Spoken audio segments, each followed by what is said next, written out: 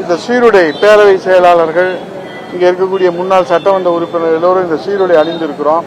இந்த சீருடையை அடையாளமாக வருங்கால முதலமைச்சர் புரட்சித் தமிழர் ஐயா எடப்பாடியார் அவர்களுக்கு நன்றி செலுத்துவதன் அடையாளமாக இந்த சீருடை அணிந்திருக்கிறோம்.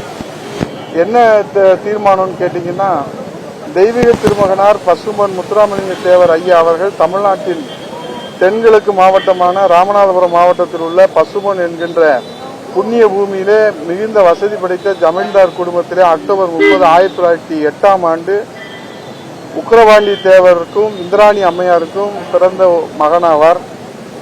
தெய்வ திருமகனார் ஆன்மீகவாதியாகவும் தேசியவாதியாகவும் தேசியமும் தெய்வீகமும் எனது இரு கண்கள் என்ற லட்சியத்தோடு வாழ்ந்து வரலாறு படைத்தார். தலைசிறந்த சுதந்திர போராட்ட வீரராகவும் சாதிய பாகுபாட்டை எதிர்ப்பவராகவும் நேதாஜி சுபாஷ் சந்திர போஸின் தலைமையில் பிரிட்டிஷ் அரசை எதிர்த்து இந்திய தேசிய ராணுவத்திற்கு தமிழகத்திலிருந்து பெரும் ராணுவ படையை திரட்டி அனுப்பிய பெருமை பசும்பொன் தேவரையா அவர்களை சாரும்.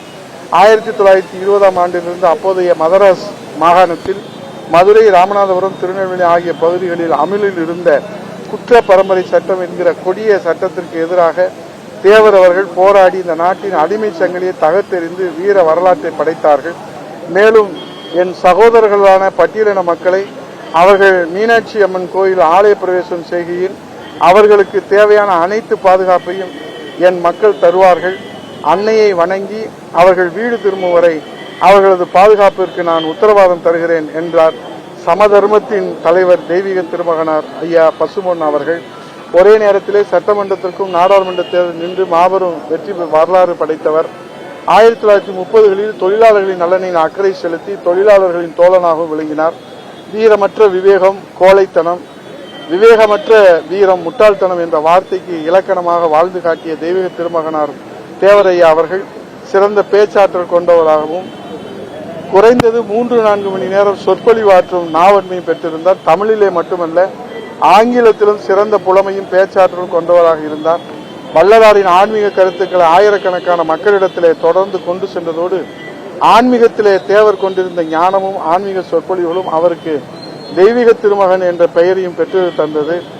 முக்குளத்திலே பிறந்தாலும் எக்குளத்தோடு போற்றுகிற ஒரு ஏற்றமிகு தலைவர் தெய்வ திருமகனாரின் நினைவாகவும் அவரை போற்றும் வகையில் அரசின் சார்பிலே தேவரையா அவர்களுக்கு குரு பூஜை சிறப்பாக கடைபிடிக்கப்பட்டு வருகிறது.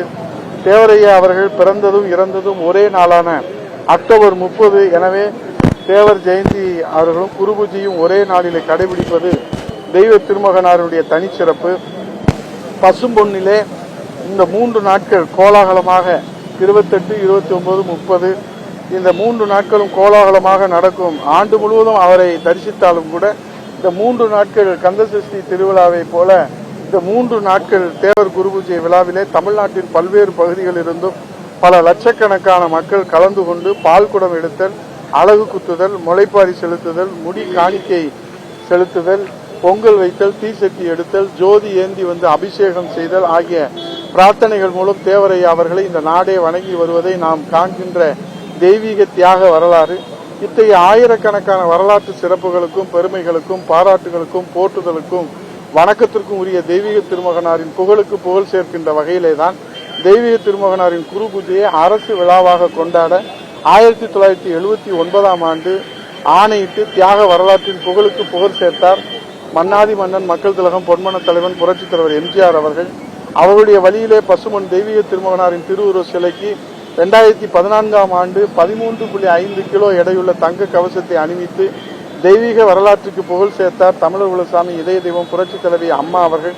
இன்றைக்கு தெய்வீக திருமகனாருக்கு இந்தியாவின் மிக உயரிய விருதான பாரத் ரத்னா விருதினை வழங்கிட மத்திய அரசிடம் வலியுறுத்தி மாண்புமிகு மத்திய உள்துறை அமைச்சர் அமித்ஷாஜி அவர்களிடம் நேரில் கோரிக்கை வைத்து மன உறுதி படைத்திருக்கிற அமித்ஷாஜி அவர்களிடத்திலே நேரிலே வலியுறுத்தி வருகின்ற 7.5% இடஒதுக்கீடு கொடுத்த சமூக நீதி காவலர், குடிமராமத்து திட்டம் தந்த விவசாயிகளுடைய விடிவெள்ளி, காவேரியை மீட்டு தந்திருக்கிற காவேரி காப்பாளர், 11 மருத்துவக் கல்லூரியிலும் 2000 அம்மா மினி கிளினிக்கும் மதுரைக்கு எய்ம்ஸ் மருத்துவமனையும் தந்திட்ட மனிதநேய பண்பாளர், 6 புதிய மாவட்டங்களை தந்திட்ட நிர்வாகத்தினுடைய புரட்சி, அதேபோல நீர் மேலாண்மையிலே புரட்சி, நதிநீர் இணைப்பு திட்டம், இப்படி கருணையின் வடிவமாகவும் எளிமையின் அடையாளமாகவும் தாய் அன்பும் தெய்வ உள்ளமும் தன்னகத்தே கொண்டிருக்கின்ற புரட்சி தமிழர் ஐயா எடப்பாடியார் அவர்களுக்கு கோடான கோடி நன்றியின் அடையாளமாக இன்றைக்கு நாங்கள் பயிற்சி முகாம் சேம்பர் ஆஃப் காமர்ஸில் ஏற்பாடு செய்யப்பட்டு